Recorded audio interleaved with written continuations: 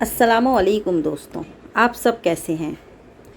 मैं फिर से हाज़िर हूँ आपके अपने चैनल मूड फ्रेशर में आपके साथ, जो है आवाज़ों का सफ़र और राज़ों की दुनिया। हमने अब तक सुना कि राजदेव राव सिकंदर को कंदील की सच्चाई बताने के बारे में कहते हैं और ख़ुद राजदेव गज़ाल और कर्नल को कंदील की सच्चाई बता भी देते हैं। अब क्या होगा आगे?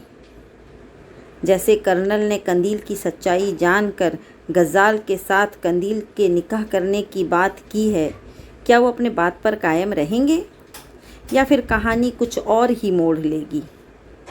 तो जानने के लिए चलिए सुनते हैं तिलिस्मिज़ादी नोवेल की और एक दिलचस्प एपिसोड।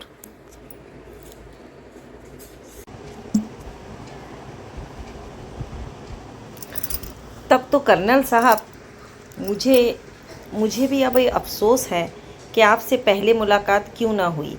मैं भी आपसे ये बात कहते हुए बड़ा गुरूर महसूस करता हूँ कि अगर कंदील आपकी बहू बने तो हम दोनों के सर फ़ख्र से बुलंद हो जाएंगे। बराए करम आप मेरी थोड़ी सी कबीदगी को नज़रअंदाज कर दीजिए। कर दी। अब हमें ज़रा दूसरे अंदाज में गुफ्तगू करनी चाहिए। ये बताइए राजदेव जी कि आपने क्या फ़ैसला किया, हमें कंदील के इलाज के सिलसिले में क्या करना चाहिए? कर्नल साहब, मैं जानता हूँ कि जो अल्फाज मैं कह रहा हूँ राव सिकंदर कभी उनसे इन्हिराफ नहीं करेंगे। मैं पहले एक तजुर्बा कर लेना चाहता हूँ। मेरी राय है कि मैं कंदील को इलाहाबाद ले जाऊँ और वहाँ अपने नुआर्द खाने में उसे वो लाश दिखाऊँ। मैं देखना चाहता हूँ कि उस पर क्या रद्द अमल होता है। हो सकता है कोई काम की बात मालूम हो जाए। हमारे इन इलाक़ों में बहुत सी पुरअसरार दास्तानें बिखरी हुई हैं और उनमें से सारी दास्तानें झूठी नहीं हैं। कहीं ना कहीं कोई सच्चाई मिल ही जाती है, चुनांचे हम उस नज़रिए को नज़रअंदाज नहीं कर सकते। कर्नल फ़िरोज़ पुरख्याल अंदाज में गर्दन हिलाने लगे, फिर बोले, क्या मुझे ये इज़्ज़त बख्शी जाएगी कि मैं भी इस मामले में शरीक हो जाऊं? बड़ी बदनसीबी है मेरी कि अब मुझे कुछ कहते हुए झिझकना पड़ रहा है। मैं आपको दावत देता हूं कर्नल कि आप मेरे साथ इलाहाबाद चलिए।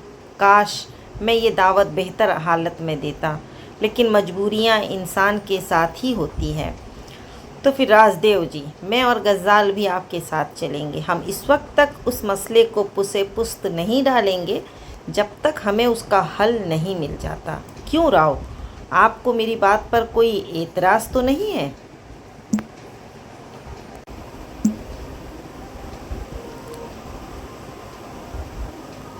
नहीं कर्नल, मेरा सर गुरूर से ऊंचा हो गया है कि मैं ऐसे दोस्तों की दोस्ती से मालामाल हूँ, राव सिकंदर ने जवाब दिया। गज़ाल इस दौरान बिल्कुल खामोश रहा था, लेकिन उसके चेहरे पर एक पीलाहट सी दौड़ गई थी। वो न जाने क्या क्या सोच रहा था। शायद उसे अपनी दिल की दुनिया लूटती हुई महसूस हो रही थी, लेकिन बुज़ुर्गों का एहतराम माने था कि वो कुछ बोल न सका। कर्नल फ़िरोज़ ने राजदेव से पूछा, क्या आपने उसे देख लिया? नहीं, अभी तो मैं अपने दोस्त ही को संभालने में मसरूफ़ हूँ। वैसे क्यों ना आपकी मौजूदगी में मैं कंदील से मुलाकात करूँ? राव इसकी इजाज़त देंगे? आइए कर्नल साहब, राव सिकंदर ने कहा और चारों उठ गए। थोड़ी देर के बाद वो उस कमरे के सामने पहुँच गए जो कंदील का कमरा था। बाहर सुतूत जहाँ मौजूद थी। सो रही है, सुतूत जहाँ ने कहा। भाभी, आपने ये क्या हालत बना रखी है? बीमारी इंसान को ही होती है। ये दूसरी बात है कि बाज़ बीमारियां पेचीदा होती हैं। कंदील की बीमारी पेचीदा ज़रूर है, लेकिन शुक्र है कि ख़तरनाक नहीं है। हम उसे इलाज के लिए यूरोप ले जाएंगे। आप इत्मीनान रखें, ये ठीक हो जाएगी। आपको हिम्मत से काम लेना चाहिए, राजदेव ने कहा। आइए कर्नल, और सब दबे कदमों अंदर दाखिल हो गए। कंदील बिस्तर पर चित पड़ी हुई थी। उसके दोनों हाथ सीने पर रखे हुए थे, आंखें बंद थीं। चेहरा अजीब सी कैफियत पेश कर रहा था। वो सब बिस्तर के नज़दीक खड़े हो गए। दफ्तन कंदील ने आंखें खोल दी। बिल्कुल यूं लगा جیسے کسی لاش کی آنکھیں اچانک کھل گئی ہوں۔ رازدیو سب سے آگے تھا اور اسی نے سب سے پہلے قندیل کی آنکھیں کھلتی دیکھی تھی، لیکن ان آنکھوں کو دیکھ کر وہ بکھلائے ہوئے انداز میں ایک قدم پیچھے ہٹ گیا تھا۔ سنہری چمکدار اور پتلیوں سے بے نیاز آنکھیں جو اسے ہی گھور رہی تھیں۔ اس کے انداز میں ایک کرختگی تھی، ایک سختی تھی۔ پھر قندیل کے چہرے کے تاثرات بھی بدل گئے۔ اس نے بدن کو حرکت دی اور کہنیوں کے بل اٹھ کر بیٹھ گئی۔ اس کا چہرہ رازدیو کی طرف اٹھا ہوا تھا اور وہ دوسرے لوگوں سے بے نیاز تھی۔ پھر اس کے حلق سے آواز نکلی، ایشو بونا سوئے بارا، ایشو بونا سوئے۔ رازدیو نے تھوک نگل کر دوسروں کی طرف دیکھا، پھر مشفق لہجے میں بولا، قندیل بیٹی، میں رازدیو ہوں، تمہارا چاچا رازدیو۔ ایشو بونا سوئے۔ قندیل گرجی، یہ کیا کہہ رہی ہے؟ رازدیو نے سکندر کی طرف دیکھا۔ خدا جانے، راؤ سکندر گہری سانس لے کر بولا۔ قندیل اسی طرح رازدیو کو دیکھتی رہی، پھر اس نے آنکھیں بند کر لیں اور دھم سے بستر پر گر پڑی۔ راؤ نے آگے بڑھ کر اسے بستر پر سیدھا کر دیا تھا۔ اب قندیل میں کوئی تحریک نہیں تھی۔ آؤ راج، سکندر نے کہا۔ وہ سب اس کے کمرے سے نکل آئے۔ ایک بار پھر ڈرائنگ روم میں نشست جم گئی تھی۔ غزال نے پہلی بار زبان کھولی۔ آپ نے ایک بات محسوس کی انکل راج؟ کیا بیٹے؟ جو ہی آپ کمرے میں داخل ہوئے، یوں لگا جیسے اسے کوئی احساس ہوا ہو۔ اس نے اسی انداز میں آنکھ کھولی تھی اور پھر اس نے جو الفاظ کہے ان میں سوالیہ انداز تھا، جیسے وہ آپ سے کچھ پوچھ رہی ہو۔ میں نے محسوس نہیں کیا تھا۔ سچی بات ہے کہ میں کسی قدر خوفزدہ ہو گیا تھا، رازدیو نے اعتراف کیا۔ غزال کا کہنا درست ہے، راؤ سکندر بولا۔ دوسری بار بھی اس نے وہی جملہ دہرایا تھا اور انداز بھی مختلف نہ تھا۔ وہ کچھ پوچھ رہی تھی، مگر کیا؟ کرنل فیروز بولا۔ اس سوال کا جواب کسی نے نہ دیا تھا۔ تھوڑی دیر تک خاموشی رہنے کے بعد رازدیو نے کہا، بہرحال میرا فیصلہ اٹل ہے۔ قندیل کو الہ آباد لے چلتے ہیں۔ اس کے بعد جو صورتحال ہوگی اس کے پیش نگاہ فیصلہ کریں گے۔ کرنل فیروز نے اس کی تائید کرتے ہوئے کہا، مناسب خیال ہے۔ یہ روانگی کب تک ہوگی؟ کل ہی چل دیں گے۔ جب ایک فیصلہ کر لیا ہے تو دیر کرنے سے کیا فائدہ؟ میں اور غزال بھی آپ کے ساتھ چلیں گے دیو جی، آپ لوگ بے فکر رہیں، میں تمام انتظامات بھی کر لوں گا، کرنل نے کہا اور پھر ان لوگوں سے اجازت طلب کر لی۔ رازدیو اور راؤ سکندر انہیں باہر چھوڑنے آئے تھے۔ جب وہ نظروں سے اوجھل ہو گئے تو رازدیو نے کہا، بے مثال انسان ہے راؤ، ایک اعلیٰ ظرف۔ میں اس کے یہ الفاظ کبھی نہ بھول سکوں گا کہ اس نے اس عالم میں بھی اپنے بیٹے کے نکاح کے پیشکش کی تھی۔ خدا نے مجھے دوستوں کے معاملے میں بہت خوش قسمت رکھا ہے۔ غزال کے بارے میں تمہاری کیا رائے ہے؟ بہت پرعزم نوجوان ہے اور قندیل کو بہت چاہتا ہے۔ راؤ سکندر آہ بھر کر خاموش ہو گئے تھے۔ تب رازدیو نے کہا، اب فوراً انتظامات شروع کر دو، خاص طور سے ستوت بھابھی کو مطمئن کرنا ضروری ہے۔ میں تمہیں بتا چکا ہوں کہ تمہیں کیا کہنا ہے۔ اس طرح ستوت بھابھی مطمئن ہو جائیں گی۔ باقی معاملہ تقدیر کا ہے، جو بھی تقدیر میں ہوا۔ ٹھیک ہے، راؤ سکندر نے ٹھنڈی سانس بھر کر کہا۔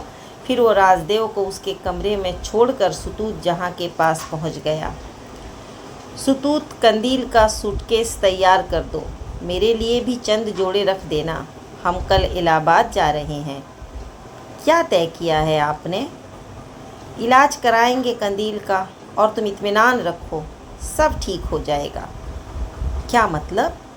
ستوت جہاں نے سوالیہ انداز میں کہا، بھائی تمہیں یہ تو اندازہ ہے کہ خدا نہ خواستہ اسے کوئی موذی بیماری نہیں ہے، بس ذہنی خلل ہے جس کا اصل سبب دریافت کرنا ہے، اور یہ سبب دریافت ہو جائے تو علاج بآسانی ہو جائے گا۔ ہم نے فیصلہ کیا ہے کہ پہلے یہاں کوشش کیے لیتے ہیں، اگر اس کوشش میں ہمیں ناکامی ہوئی تو پھر ہم اسے یورپ لے جائیں گے۔ تم جانتی ہو نا، یورپ میں تو بڑے بڑے ذہنی امراض کے معالج ہیں۔ اندازہ یہی قائم کیا گیا ہے کہ کوئی ایسا ذہنی زرق لگا ہے قندیل کو جس سے اس کا ذہنی توازن منتشر ہو گیا ہے۔ بہتر طریقے سے علاج ہوگا تو وہ ٹھیک ہو جائے گی۔ فی الحال ہم اسے الہ آباد لے جا رہے ہیں۔ میں تم سے درخواست کرتا ہوں ستوت کہ اب اس ناگہانی کے لیے خود کو تیار کر لو اور ہمت کے ساتھ وقت گزارو۔ بات بالکل پریشان کن نہیں ہے، وہ ٹھیک ہو جائے گی انشاءاللہ۔ ستوت جہاں نے ایک سسکی سی لی اور مغموم لہجے میں بولی، خدا نے مجھے بے اولاد رکھا، لیکن خدا ہی گواہ ہے کہ اس نے مجھے کبھی اس کا احساس نہ ہونے دیا۔ نہ جانے میری بچی کو کس کی نظر کھا گئی، میں تو اب بھی کہتی ہوں کہ اس پر کوئی سایہ ہو گیا ہے۔ ارے کم از کم کسی مولوی وغیرہ کو تو دکھا لیتے تو میرا بھی اطمینان ہو جاتا، مگر میری سنتا کون ہے؟ پگلی ہو تم، کیوں نہیں سنتے ہم تمہاری؟ لیکن بس تم عورتوں کے انداز میں سوچ رہی ہو، وہ بات نہیں ہے جو تمہاری تصور میں ہے۔ اگر ایسا ہوتا تو میں تم سے انحراف نہ کرتا۔ مجھ پر اعتماد نہیں ہے تمہیں؟ کیوں نہیں؟ یہ میں کب کہہ رہی ہوں آپ سے، ستوت جہاں نے کہا۔ تو بس راؤ سکندر کی بیوی بنو، ہمت کے ساتھ حالات کا مقابلہ کرو۔ چلو شاباش، اب تیاریاں کرو، ہمیں کل ہی روانہ ہونا ہے۔ ستوت جہاں اس انداز سے کافی مطمئن نظر آنے لگی تھی۔ بہرطور تیاریاں مکمل کر لی گئیں۔ رات کو تقریباً 8 بجے غزال آ گیا اور اس نے آ کر بتایا کہ کل صبح 10:30 بجے کی ٹرین سے الہ آباد کے لیے جانے کا بندوبست ہو گیا ہے اور باقی تمام انتظامات بھی کر لیے گئے ہیں۔ رات کے کھانے پر غزال کو روک لیا گیا۔ کھانے کی میز پر وہ سب پہنچ گئے تھے اور کھانا لگنے کا انتظار کیا جا رہا تھا کہ اچانک ہی ڈائننگ روم میں قندیل داخل ہو گئی۔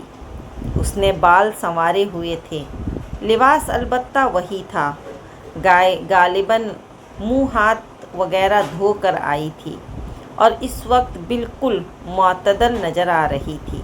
سب اسے دیکھ کر ہکا بکا رہ گئے۔ ان حالات میں اس کی اس قدر بہتر کیفیت کا تصور بھی نہیں کیا جا سکتا تھا۔ بہرطور ایک دم سنبھل کر اس کا استقبال کیا گیا۔ قندیل پھیکی سی مسکراہٹ کے ساتھ بولی، مجھے کھانے کے کمرے میں نہیں بلایا گیا؟ او بیٹے، تمہاری طبیعت کچھ ناساز تھی نا، ہم نے سوچا خود ہی کھانا کھا لیا جائے۔ ان سے نہیں ملو گی؟ یہ تمہارے رازدیو چاچا ہیں۔ مل تو چکی ہوں، قندیل نے رازدیو کی طرف دیکھتے ہوئے کہا اور رازدیو جلدی سے سنبھل گیا۔ ہاں، ہماری ملاقات ہو تو چکی ہے۔ تمہاری بھی بھولنے کی عادت خوب ہے راؤ۔ آؤ بیٹے بیٹھو۔ غزال محبت بھری نگاہوں سے قندیل کو دیکھ رہا تھا۔ رازدیو کی نظر ایک بار غزال پر پڑی تو وہ اسے دیکھتا ہی رہ گیا۔ دل ہی دل میں اس نے سوچا تھا کہ یہ نوجوان قندیل کے لیے بہت بڑا محافظ ثابت ہوگا۔ اس کی نگاہوں کا عزم بتاتا ہے کہ وہ قندیل کے لیے ہر قربانی دینے کو تیار ہو جائے گا۔ بہرطور قندیل کھانے کی میز پر بیٹھ گئی۔ کئی دن کے بعد اس نے کھانے میں شرکت کی تھی اور اس وقت اس کی حالت جس قدر بہتر نظر آ رہی تھی وہ بھی قابل غور تھی۔ اس اچانک بہتری کا سبب کیا ہو سکتا ہے؟ سوچنے کے لیے تو بہت سی باتیں تھیں، لیکن بہرطور اس وقت کوئی کسی بات کا اظہار نہیں کرنا چاہتا تھا۔ کھانا شروع ہوا اور قندیل نے بالکل صحت مندوں کے سے انداز میں ان کے ساتھ کھانے میں شرکت کی۔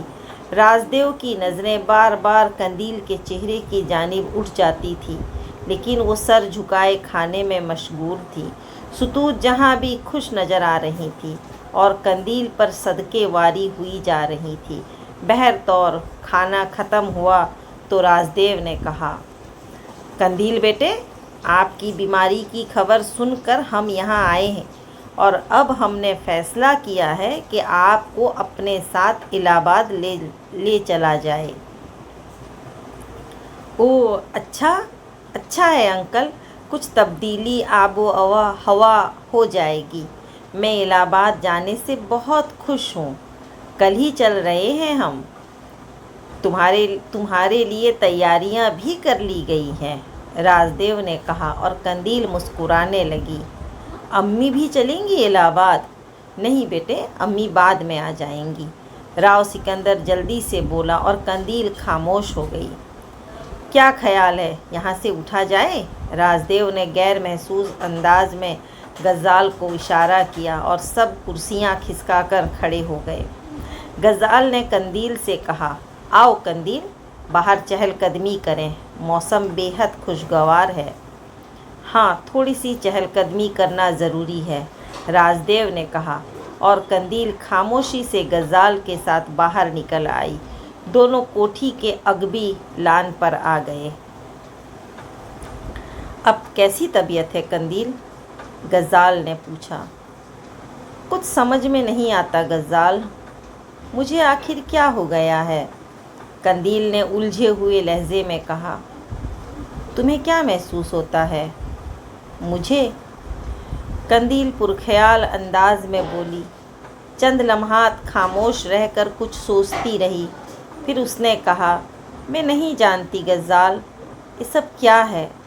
मैंने बहुत सोचा है, बहुत गौर किया है, मगर कुछ समझ नहीं पाई।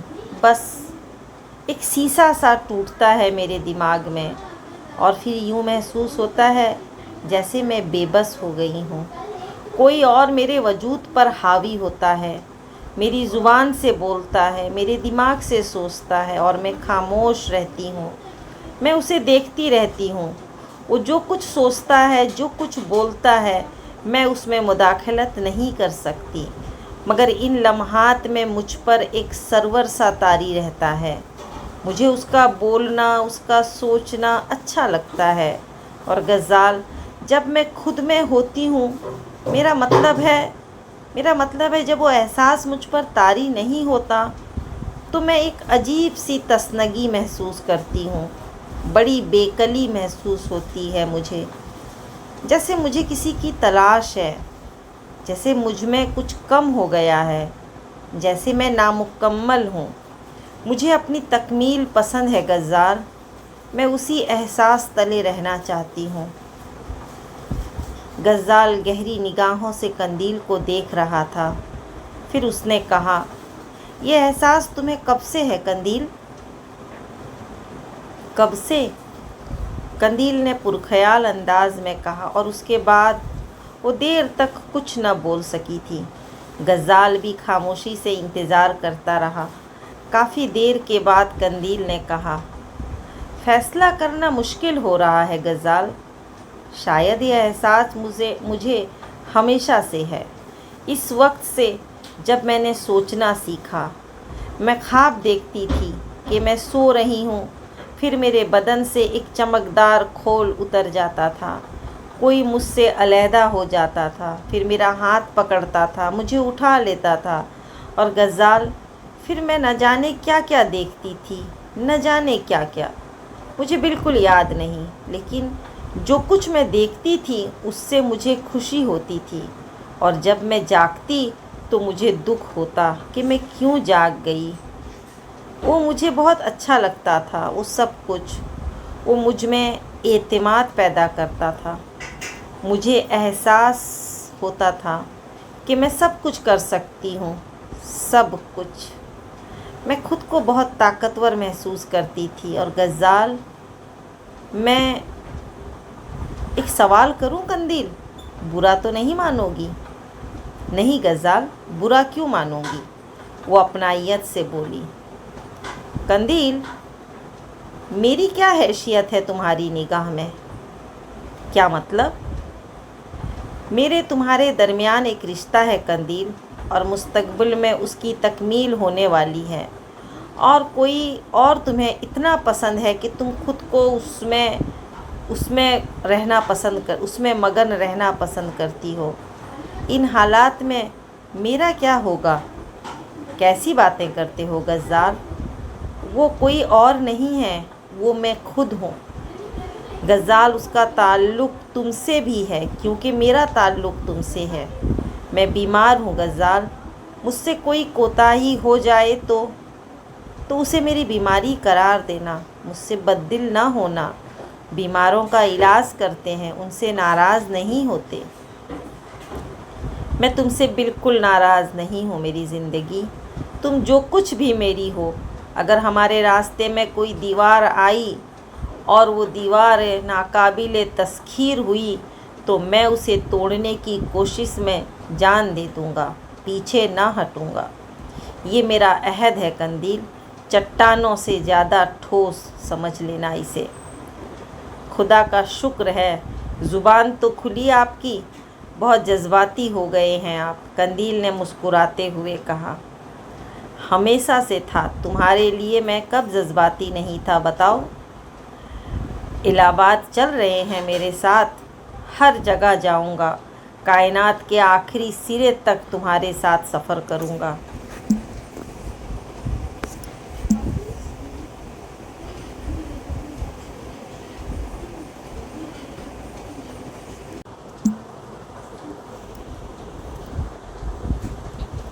واہ، آج تو مزہ آ گیا، ایسی گفتگو پہلی بار سنی ہے، بڑی اچھی لگ رہی ہے، قندیل ہنستی ہوئی بولی۔ راؤ سکندر اور رازدیو دور سے انہیں دیکھ رہے تھے۔ رازدیو نے کہا، کچھ محسوس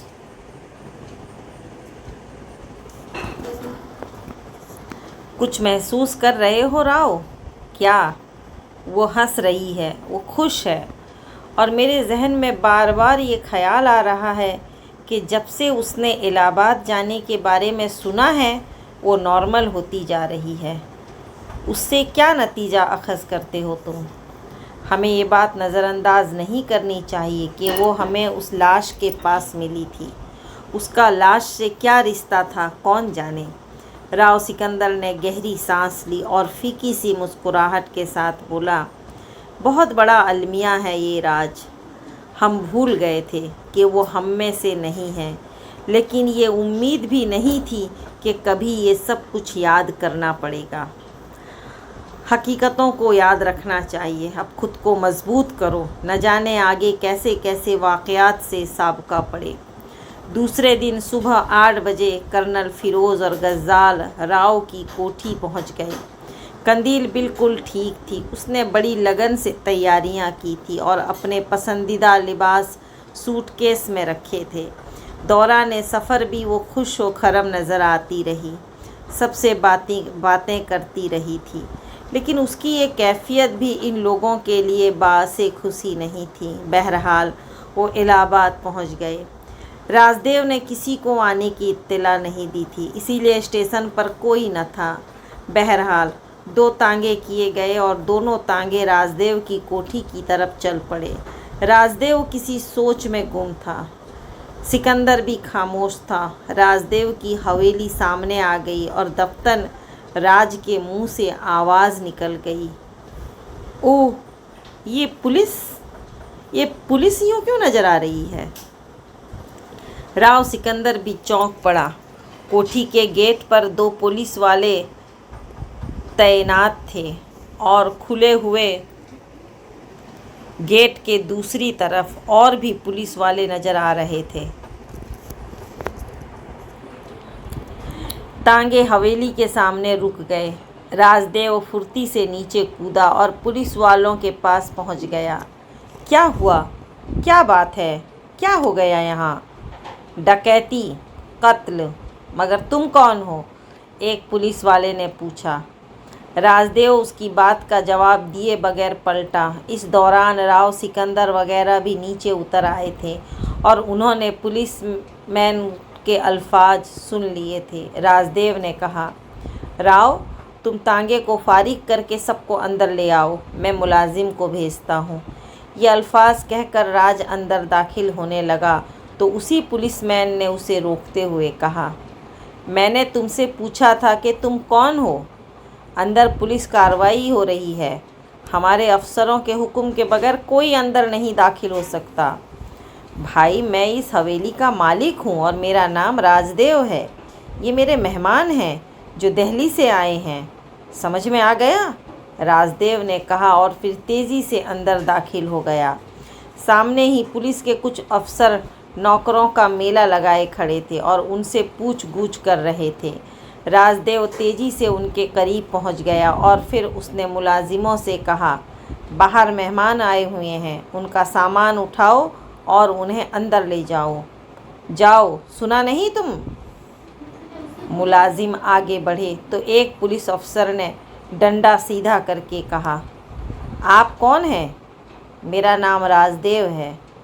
ओह, माफ़ कीजिएगा राजदेव जी, पुलिस अफसर ने जल्दी से कहा और मुलाजिमों को जाने की इजाज़त दे दी। इतनी देर में सभी अंदर आ गए थे। राव सिकंदर कंदील को लेकर अंदर चल पड़ा। पार्वती और घर के दूसरे लोग हैरान परेशान एक जगह जमा थे। इन दोनों को देखकर पार्वती खुश हो गई। अरे कंदी, मेरी बेटी आई है। आइए भैया जी। पार्वती ने आगे बढ़कर कंदील के शाने पर हाथ रखकर उसे लपटा लिया। क्या हुआ है भाभी जी? राव ने परेशानी से पूछा।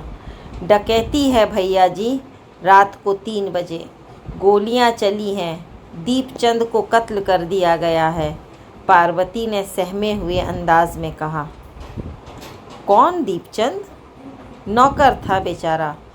ओ, आप लोगों को तो कोई नुकसान नहीं हुआ? नहीं भैया, भगवान की दया से हम अंदर सो रहे थे, जो कुछ हुआ बाहर ही हुआ है। आप लोग आराम से अंदर बैठें, परेशान ना हो, मैं ज़रा बाहर देखता हूँ। राव सिकंदर बाहर निकल गया। बाहर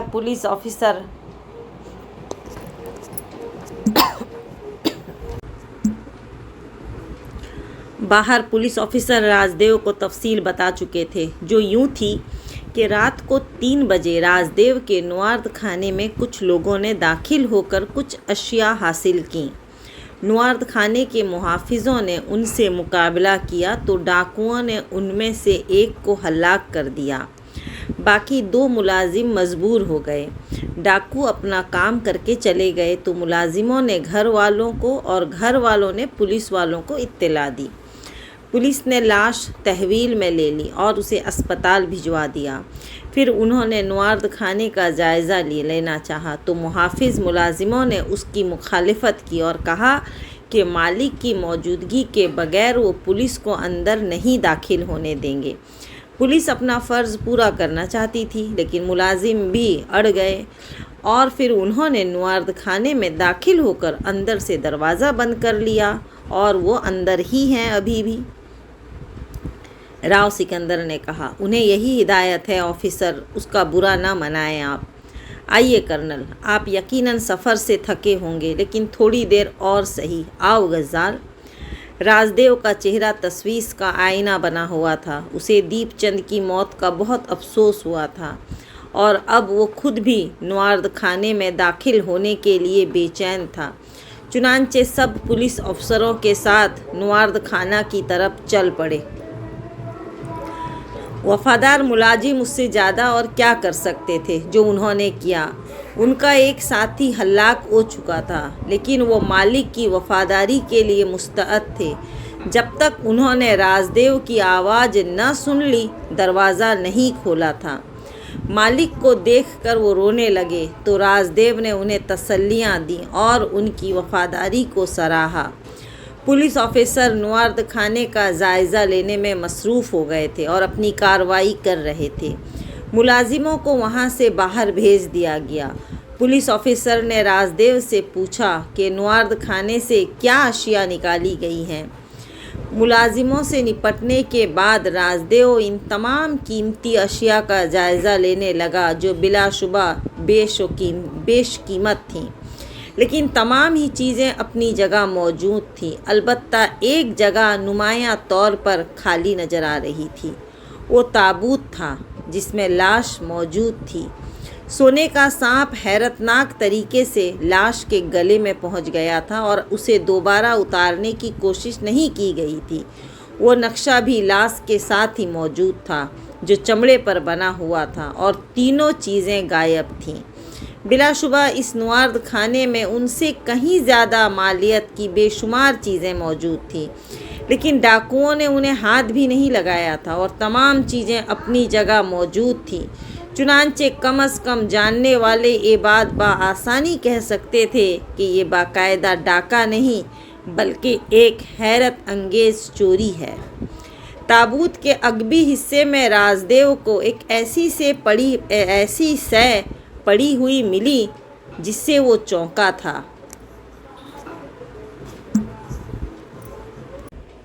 تو دوستوں، آپ نے سنا قندیل الہ آباد آ کر بہت خوش ہے اور رازدیو کے نوارد خانے میں کچھ چوری ہو جاتی ہے۔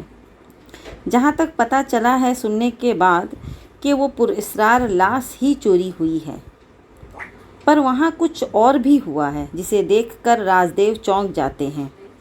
آخر کیا؟ جاننے کے لیے سنیں گے اس کی نیکسٹ ایپیسوڈ۔ ویڈیو اچھی لگے تو لائک شیئر ضرور کریں۔ سٹوری میں میرے ساتھ بنے رہنے کے لیے میرے اس چینل کو سبسکرائب کریں۔ تب تک اپنا خیال رکھیں۔ اللہ حافظ۔